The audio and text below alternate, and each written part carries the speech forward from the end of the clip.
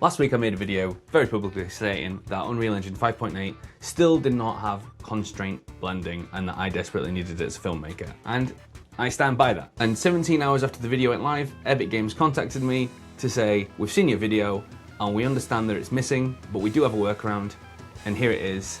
And now I'm going to show you what the workaround is. My name's MXBell and I work on all these things, and I'm here to teach you how to make films in Unreal Engine. Welcome to Realtime Workflows. So that was a weird day when I put the video up. A friend of mine said, are you sure that you can't do it? Because it's very bold to just go out and say, and I'm like, yeah, you can't do it, you can't do it. Now it turns out that you sort of can, but it's not in the place where you would expect to find it, especially if you're coming from Maya, and when you see Constraint, you expect to be able to blend them. Let's look at the workaround, and hey, join the mailing list. There's a surprise coming soon for people on the mailing list. First thing we're going to need to do is go to our plugins, and we're going to need the Animator Kit. All right, which is this here. I had it loaded already with 5.8, so it's probably loaded by default, but just double check. And if it's not, you'll need to check it on and then let Unreal Engine restart, as we all know. And then to get to this thing, we're gonna come down into our engine. And if you can't see the engine there, you're gonna have to open your content browser and make sure you check on engine content and plugin content, all right? So it's in plugins and then Animator Kit, and we are in utility rigs. Now there's a few other cool things in here that I haven't played with yet, but this is the one that we're looking for. It's our blend parent control rig, basically. So what this does is it gives you this control rig here, as we can see, with two objects, and it's really weird that it's basically the exact same thing that I tried to set up that I set up in Maya last week. It's, you know, it's two cubes and another object, well, basically another fucking cube, more or less. In the middle that's constrained between the two. Now, that's all well and good, but if you've got two objects that you've currently got in your scene, how do we make this work? So we have to use a constraint system to get it to work. A common use for this is cameras for me. So if you're working in VFX, you might have, if you've got a long VFX shot, you might have a camera that they've recorded a take, a slate of one part of the action, and then the intention is that there'll be a digital double takeover or the camera goes somewhere else, but then so it's another completely separate shoot, but they want to get it across two cameras. 1917 over tonight, we did a ton of that stuff, you know.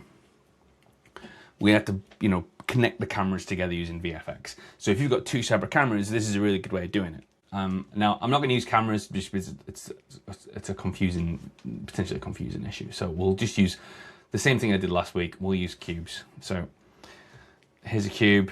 Let's put it up here, over here. Exactly the same thing I did last week. So duplicate that. Okay, and then duplicate. Okay, and then I'll just, as I did last week, scale this one out so we can see that it's different.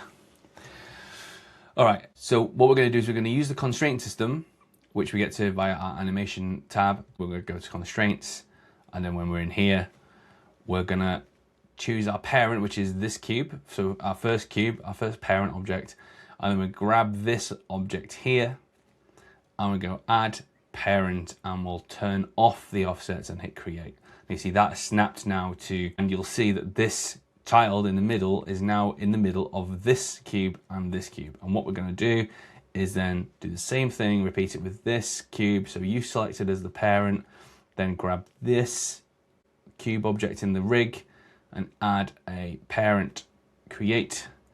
So now that's in there. And now what we'll find now is if we move this up, this object is now in the middle of the two cubes that we've made. So we've used our own objects and not the ones that it came with.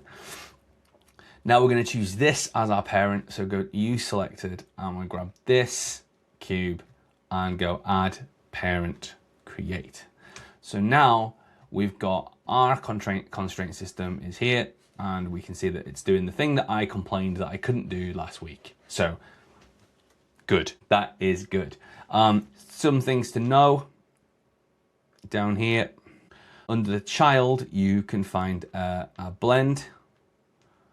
All right, so you turn this down and it goes to one object, and you turn it up, it goes to the other, which is exactly what I complained I didn't have last week. I don't know what this aim does. What does that do? Oh yeah, it just aims it towards it. Okay, interesting. Yeah, that's cool. Oh, that's quite a good feature. Yeah, I like that. So you can see how it's taken the It's taken the vector that goes from one to the other, and it's rotated the object to that vector, which is cool. The vector being, that's the vector basically, that line. So yeah, I like that. That's good.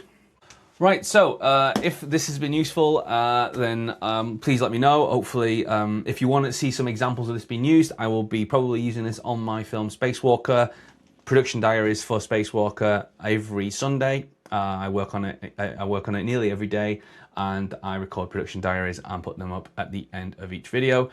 And that is it for me today. Thank you for watching, and I will catch you down the road.